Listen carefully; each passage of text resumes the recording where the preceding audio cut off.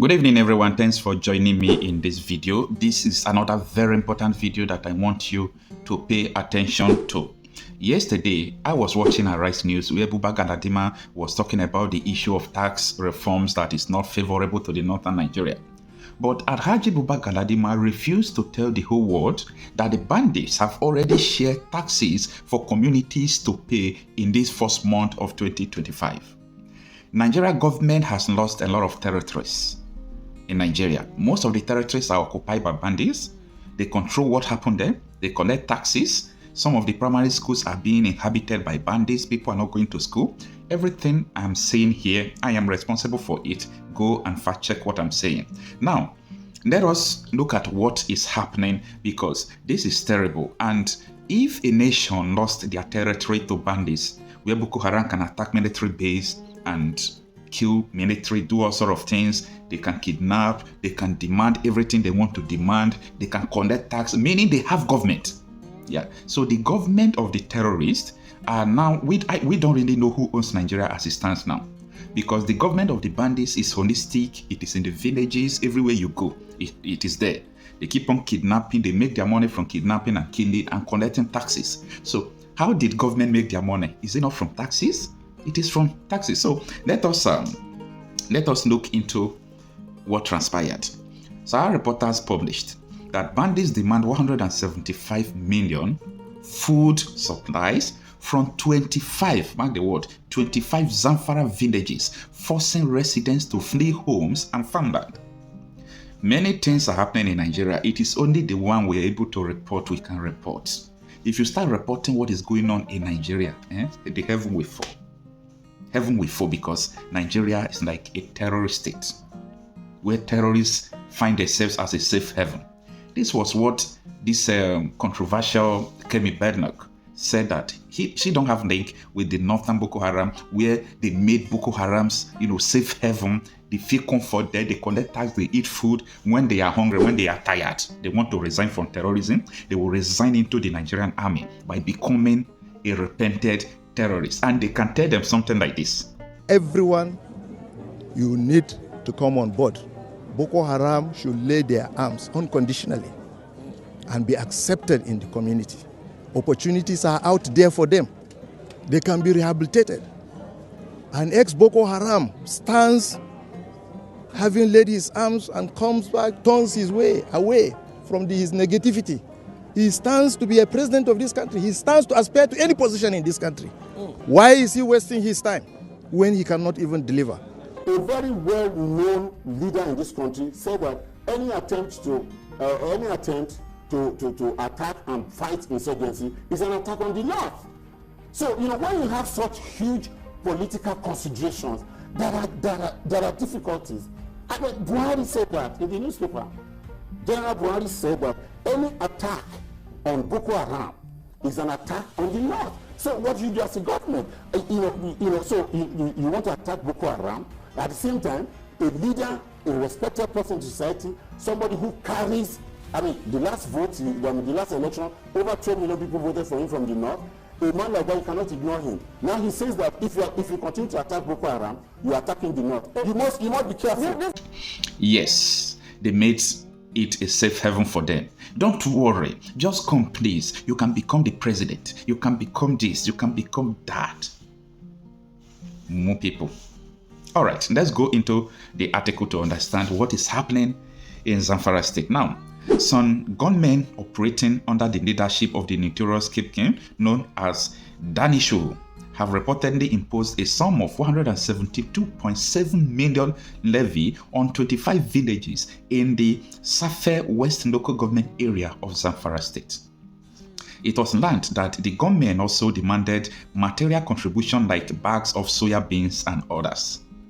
Meanwhile, hundreds of residents of these villages have reportedly abandoned their homes, farmlands, and livelihood in fear of violent reprisal for failing to meet the demand, according to a security analyst and counter-insurgency expert in the Lake Chad area. Out of the article, let me explain what this means to you, okay? 25 villages are fleeing out of their home. Why are they fleeing? because the tactics and what the bandits want, if they don't meet it, they will still come, they will kill them. If you think you want to argue with me that we have government in Nigeria, ask your brother in abroad, ask your brother in Ghana, ask your brother in Cotonou. Is this how terrorists tax people? If you fail to do tax, they kill you. No government, no police, nobody will come to your help. Ask people, even in Niger Republic, ask them if that is how they are doing to them. Nigeria is a failed state, and we all must come together to accept the fact that this Nigeria is a failed state. Now, this is where it gets messy. Let's look into how much are the villagers paying. The article reads, he said, the targeted villages are their respective levies include Jizama, that is the first village, to pay 8.5 million. Dakolo to pay 5 million plus 20 bags of soya beans. Gunja, it is called Gunja, to pay 7 million. Kawaye Kane, that is how they call it, to pay 5 million naira. Kurar Mota is to pay 6 million naira. Sabo Garin is to pay 2.5 million naira. Kibari is to pay 3 million. Karda is to pay 5 million. Daga Chiki is to pay 3 million. Bia is to pay 5 million. Barabari is to pay 6 million. And Kauye Magaji to pay 7 million. Kauye Magaji to pay 7 million. Now, let's go to the next paragraph. It's not finished. Others are Kwaren Maisaji, they are to pay 10 million. Magazawa to pay 10 million. Machia to pay 5 million. Ugunwa to pay 5 million. Rogo to pay 5 million. Katanga 5 million. Magazu 5 million. Sungwa 15 million. Rakiabu 15 million. Yawa 2.7 million. Sajeru 5 million. Gida Ane 7 million. And Kunchikago 20 million naira. This is insane. Absolutely insane. They share it according to the strength of villages. That is what government does. So these people have like customs or tax collectors who understand the capacity of villages before they will start collecting tax. Stay with me, okay? Let's finish the report and let us analyze what went wrong, okay? The counterinsurgency expert in a report on Monday quoted a local source as saying, the situation is derailed. The inability to pay these levies often result in brutal attack by the bandits, leaving the residents with no option but to flee. He noted that while the security has improved along the Funtua-Safe axis and in Safe town, the gains have yet to extend to the rural villages of Safe West. According to the report, the residents of Safe West are urgently calling on the Nigerian authorities to step in and deploy more security personnel to the area, as well as establish permanent security posts. This comes as the community is facing a derailed situation, with hundreds of residents displaced and in need of emergency relief due to the imposition of a massive levy by the armed bandit. I don't know what the northern leaders think that Nigeria is. For me, I think the best thing to do, let's reason together.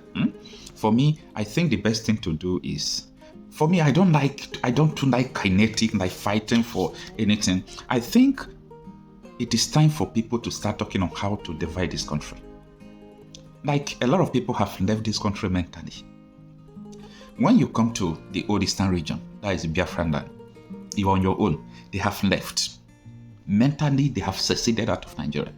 Majority of people in Nigeria, they are just present. According to Dele Farotimi, if anybody that has opportunity to leave Nigeria and decide to stay, the person is not normal. Yes, most of us living in Nigeria, we are not normal. We are not normal human beings because we don't reason the way people reason, and we are not afraid of death. That is the only thing that makes us to always be here in Nigeria. So what I'm trying to say in essence is that in this situation, where the terrorists for over 10 years have gained ground, collect tax, live flamboyantly, ride the best of cars, and so on and so forth, governors giving the money, House of Rep members giving the money, House of Assembly members giving the money. Everything is just, why are we deceiving ourselves? Is it not time for us to just share this country and let everyone goes in their separate ways? I will continue to say it. I, Coach myself, I believe totally that when this country divide them, I don't know how many places, okay? So far we come together and divide it in 2, 3, 4, I don't know as the case may be. When so many nationalities have their own independence, it will be very, very easy for them to solve their problem. Because now, it is something like catastrophic situation we are seeing. But who cares? The police are guiding the politicians that are supposed to talk. So even though you carry gun now, they will still send soldiers against you. Highest you will kill soldier, it doesn't affect them all. If you kill soldier, it doesn't affect them, they will still bring another soldier. They will go and hire Sari Dokubo. I beg, our people are dying, give us your people again. It's not affecting them. Gun battles don't affect these people. We need to deploy strategies. Let the world know what is going on. Start going to BBC, start going to CNN, start going to Al Jazeera. Talk about what is going on in Nigeria. Let the world see what is going on. Because if they want to interview a government official, you saw how the CDA was granting an interview yesterday. If they want to interview a government official, they will easily deny that Nigeria is safe. And that is what the world will see. But however, the world sees to the end because we are living in a global age. This is what is happening in so many communities in the north. And that is why CDS will tell you that there is war between Hausas and Fulani. Because these people running out now, majority of them are Hausas. Why people collecting the tax, majority of them are Fulanis. This has nothing to do with tribalistic this. Spare me that, okay? This has nothing to do with tribalism, but I'm trying to just set the record straight as it is. I'm a realist. I like to say things as it is, okay? So if you are an Hausa person or Fulani person, don't look at it that, hey, this person is talking against my tribe. I am not talking against your tribe. I'm just trying to set the record straight. I am Okocha myself, talking reality out of issues. Many of us from the north are famed for cattle keeping. And when you are driving the cattle through different grazing grounds, the cattle believe that you love them so much because you protect them from the elements, because you protect them from other wild animals. But if the cattle were to know that you are the one who would end up eating them, they would treat you very differently. Invariably, they do not know. And therefore, you will continue controlling them the way you do, and you will continue eating them the way you do. But it's a totally different case when you are leading human beings. They are not like cattle. You may lead them in a particular direction. You may think that you have lulled them into a false sense of security. You may think that you have deadened their minds. But always remember that one day, if you don't do that which is good and right for your fellow men, there is a day of reckoning. There is a day of reckoning, and history has demonstrated that it can come in the twinkling of an eye. History has demonstrated that kings have been toppled. History has demonstrated that presidents have been removed. History has demonstrated that great men have been cut down. History has demonstrated that men can rise when they are misled. History has demonstrated that men are indeed capable of rising up. You know, I always read these words of the American Declaration of Independence because I love them. They apply to humanity. Before America became what it is, they had enlightened men. We hold these truths to be self-evident, that all men are born equal, that they are endowed by their Creator with certain unalienable right, that among those are life, liberty, and the pursuit of happiness. And it is for this reason that governments are instituted amongst men, and that when those governments fail to perform, it is the duty of those people to rise up and to remove such governments.